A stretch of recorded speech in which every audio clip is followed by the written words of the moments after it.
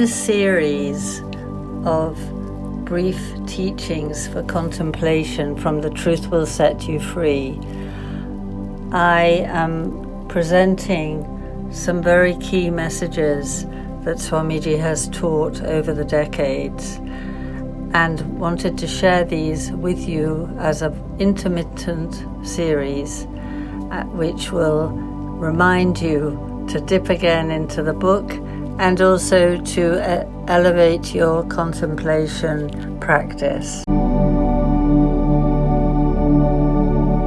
At the beginning of creation, the great eternal being Shiva performed the Tandava, the great cosmic dance, upon Mount Kailash. This image of the dancing Shiva became famous around the world in sculptured masterpieces, some of which are priceless.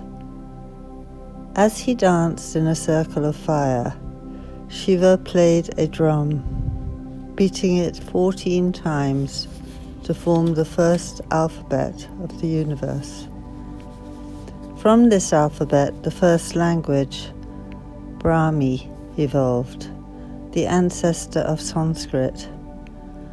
Brahmi was the mother of all languages of the world and the tongue of highly evolved beings such as Dhanvantri, author of the Ayurveda, the oldest treatise of health maintenance, and other great ones who gave their knowledge to humanity. The literal meaning of the word Sanskrit is one who is cultured, well-mannered, behaved, one who has orderliness and system to his actions. Sanskrit is itself a perfect system of communication, for it has no exceptions to its grammatical rules. By knowing Sanskrit, one can understand and create spontaneous expressions according to time and need. Whatever new form is created will be totally understood by others. There is no other language which facilitates communication in this way. It was in this tongue that the great medical, philosophical, and musical treatises, the Vedas, were given by those illuminated sages who lived simply but profoundly in the caves and forests of the Himalaya, while the rest of the world struggled in primitive darkness, as it does again today. India can claim something no other country can. In its classical time, it was accepted that no matter what one did, whether it was music, dance, painting, pottery, sculpture, etc., it was not for the purpose of material reward, but as a means to advance one's higher growth. It was accepted that through art one grew, and through higher growth art flourished. Those who taught music or dance were called gurus. The idea of yogic growth and its application to modern life is similar.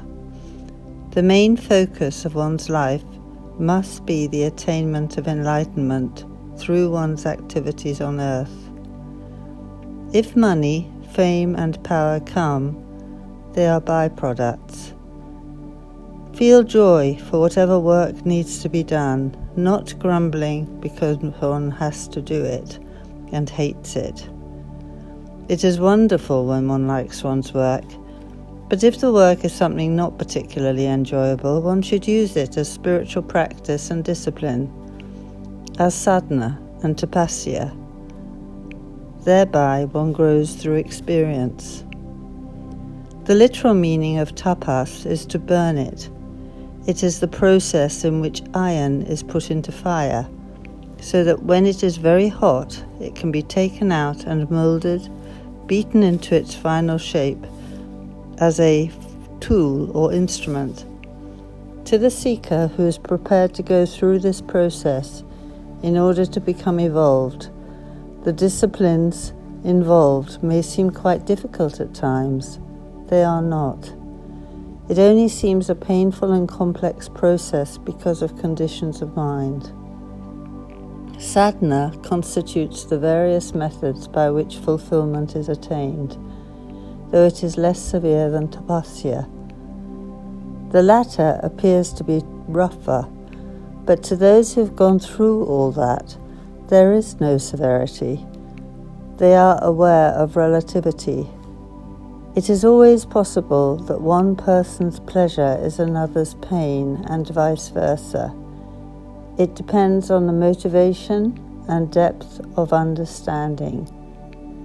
The best attitude is to transmute everything into positivity. No matter what one faces in life, take it as a lesson, a test, a challenge, and an opportunity to grow. Then grow one will.